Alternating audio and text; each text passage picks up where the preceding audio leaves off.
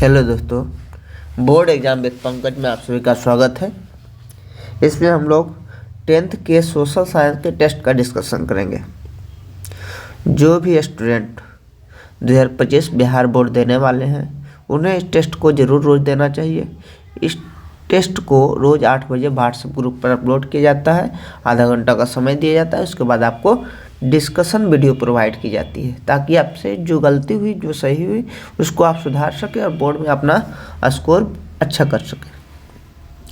जो भी इस टेस्ट को देना चाहते हैं, व्हाट्सएप ग्रुप का जो लिंक है इसके कमेंट बॉक्स और डिस्क्रिप्शन बॉक्स में दिया गया है, उसे ज्वाइन करके आप टेस्ट दे सकते हैं। शुरू करते हैं। पहला क्वेश्चन कह रहा है, भारत के सभी नागरिकों को बोलने की आज़ादी एवं भारत में कहीं भी रहने की आज़ादी किस अनुच्छेद में है? तो अनुच्छेद नंबर 19 में भारत के किसी भी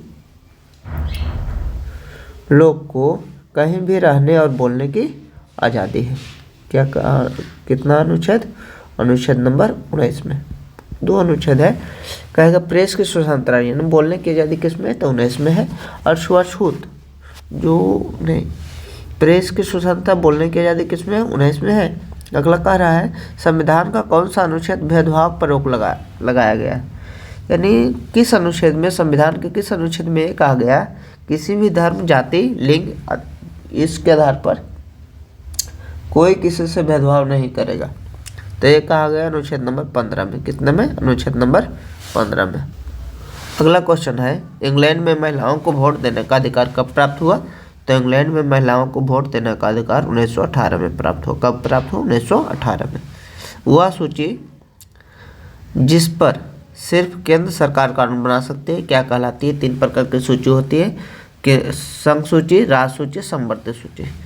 संघ सूची में केंद्र सरकार जिस पर कानून बनाती है उसे संघ सूची कहते हैं, जिस प्रकार राज्य सरकार कानून बनाती है उसे राज्य सूची कहते हैं, और जिस पर दोनों कानून बना सकती है उसे क्या कहते हैं? संवर्धित सूची कहते हैं। याद रखें, केंद्र सरकार बनाएगी तो संघ सूची, राज्य सरकार बनाएगी राज्य सूची, और दोनों कानून बनाएगी केंद्र सरकार, राज्य सरकार दोनों, तो उसे संवर्धित सूची। जो विषय राज्य सूची, केंद्र सूची, संवर्धित सूची में नहीं आते हैं उस पर कानून कौन बना सकती है? तो ज़्यादा पावर किसे? केंद्र को कि राज्य को? तो केंद्र को ज़्यादा पावर है तो केंद्र सरकार कानून बनाएगी जो तीनों विषय में, तीनों सूची में नहीं आएगी, केंद्र सरकार। अगला देखिए, तीनों सूची का वर्णन किस अनुसूची में है? तो तीनों सूची का वर्णन जो है राज्य सूची, केंद्र सूची, संवर्धित सूची का वर्णन अनुसूची नंबर 7 में है। कितना? पूरा संविधान में, हमारे संविधान में 12 अनुसूची है जिसमें अनुसूची नंबर 7 में सूची का वर्णन है जिसमें राज्य सूची, संघ सूची और संवर्धित सूची का जिक्र किया गया है। कह रहा है 8वीं अनुसूची में कितने भाषाओं का वर्णन? ये पूछ सकता है भाषाओं का वर्णन संविधान की किस अनुसूची में है? तो 8वीं अनुसूची में। और 8वीं अनुसूची में कितनी भाषाओं का वर्णन है? तो 8वीं अनुसूची में 22 भाषाओं का वर्णन है। कह रहा है भारत में हिंदी के बाद दूसरी सबसे अधिक बोली जाने वाली भाषा कौन सी है? तो भारत में हिंदी के बाद दूसरी सबसे अधिक बोली जाने वाली भाषा जो है बांग्ला है। कौन सा? बांग्ला, जो कोलकाता, पश्चिम बंगाल आदि में बोली जाती है। त्रिस्तरीय पंचायती राज का गठन किसने किया? तो त्रिस्तरीय पंचायती राज का गठन का श्रेय बलवंत राय मेहता को जाता है। बलवंत राय मेहता। त्रिस्तरीय पंचायती राज का श्रेय किसे जाता है? पर बलवंत राय। सबसे पहले पंचायती राज किस राज्य में लागू हुआ? तो सबसे पहले पंचायती राज जो हुआ राजस्थान में लागू हुआ, राजस्थान में। इसके बाद आंध्र प्रदेश में लागू हुआ। राजस्थान में कब लागू हुआ? तो महात्मा गांधी का जन्मदिन था 2 अक्टूबर 1959 में। 2 अक्टूबर 1959 में राजस्थान में पंचायती राज पहली बार लागू हुआ। इसके बाद दूसरा बार कब लागू हुआ? तो दूसरा राज्य में कौन सा लागू हो गया? तो आंध्र प्रदेश में। कह रहा है 15वीं लोकसभा चुनाव में महिलाओं की भागीदारी कितनी प्रतिशत था? तो 15वीं लोकसभा चुनाव में महिलाओं की भागीदारी 10% था। लोकतंत्र की सफलता किस पर निर्भर करती है? तो लोकतंत्र की सफलता नागरिकों की विवेकपूर्ण सहभागिता, कितना सहयोग कर रहे हैं, एक दूसरे से मिलजुल कर रहे हैं, इस बात पर निर्भर कर सकती है। तो इस पर आंसर क्या होगा? नागरिकों की विवेकपूर्ण सहभागिता। अगला क्वेश्चन देखते हैं। अगला क्वेश्चन है जनता पार्टी की स्थापना, जनता पार्टी की सरकार की स्थापना कब हुई? तो जनता पार्टी की सरकार की स्थापना 1977 ईस्वी में हुई। जनता पार्टी की सरकार की स्थापना 1977 ईस्वी में हुई। अगला देखते हैं भारत में सर्वप्रथम नगर निगम की शुरुआत कब हुई? तो भारत में सर्वप्रथम नगर निगम की शुरुआत 1688 ईस्वी में कहाँ हुई? मद्रास में। पूछेगा भारत का पहला नगर निगम कौन सा है? तो मद्रास है। कब बना? तो 1688 ईस्वी में। अगला क्या है? कह रहा है बिहार में सर्वप्रथम नगर निगम की स्थापना कब हुई? तो बिहार में सर्वप्रथम नगर निगम की स्थापना 1952 ईस्वी में हुई। कहाँ हुई? बिहार में, पटना में। तो याद रखिएगा पूरा भारत में सबसे पहले नगर निगम की स्थापना कहाँ? मद्रास में। और बिहार में सबसे पहले नगर निगम की स्थापना कहाँ हुई? पटना में। कब हुई? तो मद्रास में 1688 और पटना में 1952। कह रहा राजनीतिक दलों के लिए चुनाव चिन्ह का निर्धारण कौन करता है? राजनीतिक दलों के लिए कौन सा चुनाव चिन्ह किस दल को देना है? तो इसका निर्धारण निर्वाचन आयोग करता है। निर्वाचन आयोग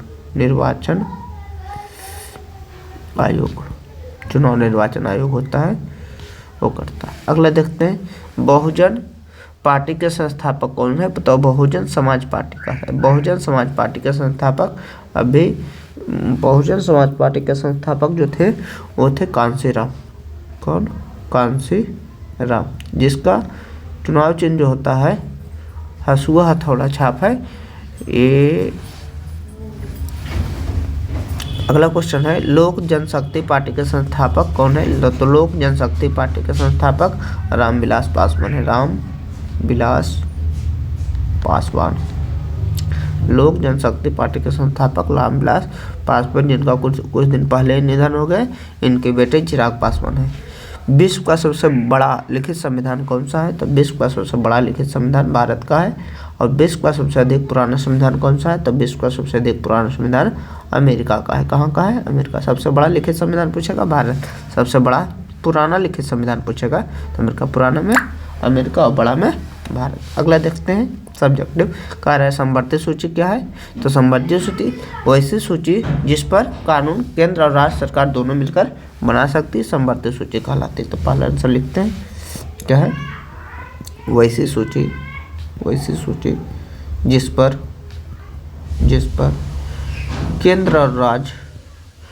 केंद्र सरकार और राज्य सरकार और राज्य सरकार दोनों कानून बना सकती है, दोनों कानून बना सकती है।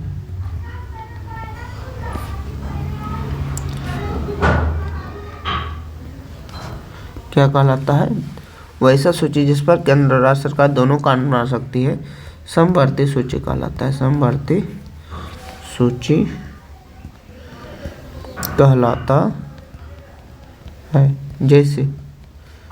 जैसे में शिक्षा, जैसे में कौन सा है? जैसे शिक्षा, जैसे शिक्षा में जैसे बिहार बोर्ड भी होता है और कौन सी केंद्र CBSE होता है। तो बिहार बोर्ड राज्य बना रहा है, सब राज्य का भी बोर्ड होता है और केंद्र सरकार बोर्ड का भी बोर्ड होता है। शिक्षा हो गया।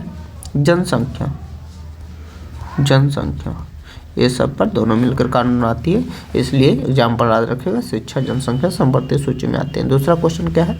दूसरा क्वेश्चन है समोच्च रेखाएं किसे कहते हैं? तो मानचित्र पर खींची गई रेखा जो दो समान ऊंचाई वाले स्थानों को मिलाती है।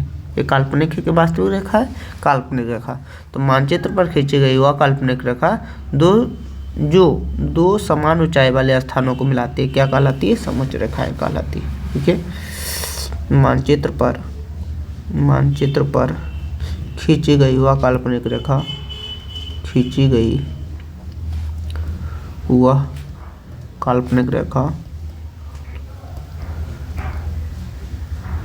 जो दो समान स्थान वाले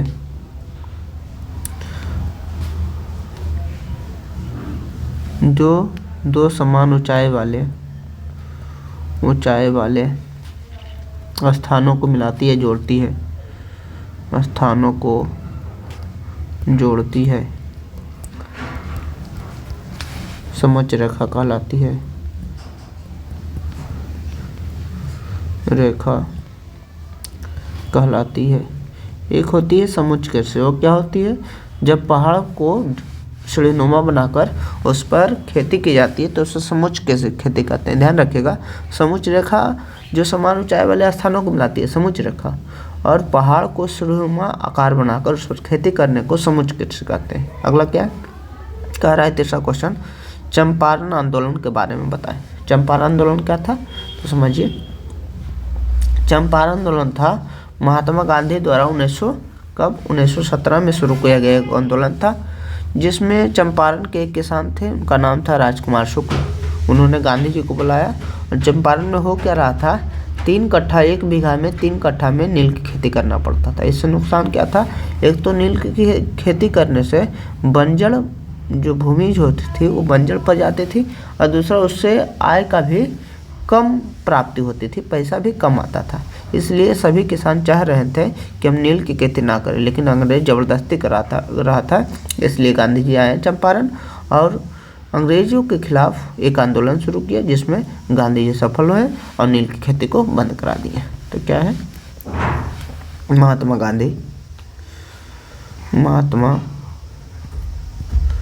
गांधी द्वारा कब 1917 में शुरू किया गया एक आंदोलन है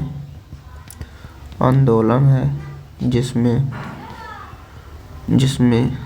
अंग्रेज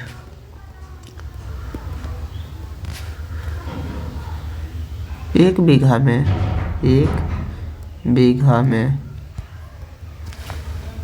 3 कट्ठा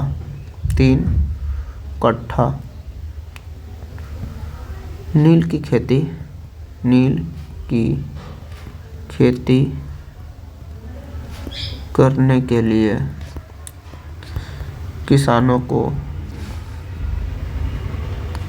को मजबूर करता था। महात्मा गांधी ने 1917 में शुरू किया गया आंदोलन, जिसमें क्या कर रहा था, अंग्रेज 1 बीघा में 3 कट्ठा नील की खेती करने के लिए मजबूर करता था। नील की खेती करने से क्या होती थी, नील की खेती करने से भूमि बंजर हो जाती थी, भूमि बंजर मन उत्पादन कम होता था, हो जाती थी, और आय की भी प्राप्ति कम होती थी, पैसा भी कम आता था, और आय की भी प्राप्ति कम होती थी। गांधी जी ने अंग्रेज के विरोध में आंदोलन चलाया और सफल हुए। चूँकि यह आंदोलन बिहार के चंपारण में चलाया गया, इसलिए इसे चंपारण आंदोलन कहा गया। चूँकि यह आंदोलन कहाँ चलाया गया, बिहार के चंपारण में चलाया गया, बिहार के चंपारण में चलाया गया, इसलिए इसे चंपारण आंदोलन कहा गया। चंपारण आंदोलन कहा गया। अगला क्वेश्चन देखते हैं। अगला क्वेश्चन क्या, अंतिम क्वेश्चन कह रहा है, सत्ता का विकेंद्रीकरण से आप क्या समझते हैं। सत्ता का केंद्रीकरण मैंने एक जगह जमा करना, विकेंद्रीकरण मैंने छोटा छोटा टुकड़ा में बांटते हैं, इसको कहते हैं विकेंद्रीकरण।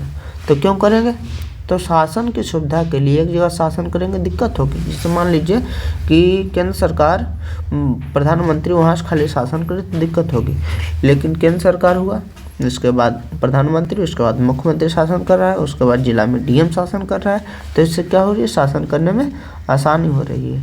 तो लिखेंगे शासन की सुविधा के लिए, शासन की सुविधा के लिए शासन को अनेक छोटे छोटे इकाइयों में बांट देना क्या कहलाता है, सत्ता का विकेंद्रीकरण, यानी केंद्रीकृत नहीं रहने दिए, अलग अलग कर दिए। क्या लिखेंगे, शासन की सुविधा के लिए, सुविधा के लिए शासन को या सत्ता को छोटी छोटी इकाइयों में, छोटी छोटी इकाइयों में, इकाइयों बांट देना, बांट दिया गया है। इसे सत्ता का विकेंद्रीकरण कहा जाता है, इसे विकेंद्रीकरण कहा जाता है, विकेंद्रीकरण कहा जाता है। बात को समझिए और लिखने की कोशिश अपने से कीजिए। जैसे मान लीजिए चंपारण आंदोलन लिखा दिए, सेम टू सेम नहीं लिखना है आपको, बात को समझ के उसी बात को लिखना है कि महात्मा गांधी चंपारण में क्या हो रहा था। तो चंपारण में 3 कट्ठा, 1 बीघा में 3 कट्ठा नील की खेती कराने के लिए मजबूर कर रहा था, इसलिए महात्मा गांधी को राजकुमार शुक्ल ने बुलाया और इससे आज़ादी दिलाई। चूँकि यह आंदोलन चंपारण में हुआ इसलिए इसे चंपारण आंदोलन कहा गया। इतना भी लिख दीजिएगा, हो गया काम। अगर वीडियो अच्छा लगा तो वीडियो को लाइक से सब्सक्राइब करें और टेस्ट को ज़रूर दें। अगर टेस्ट नहीं दे पाते हैं तो कम से कम इस वीडियो को ज़रूर देखें, ताकि ऐसे तो आप टेस्ट दीजिए तो ज़्यादा आपको फ़ायदा मिलेगा, क्योंकि आपसे जो गलतियां होगी वो समझ में आएगी।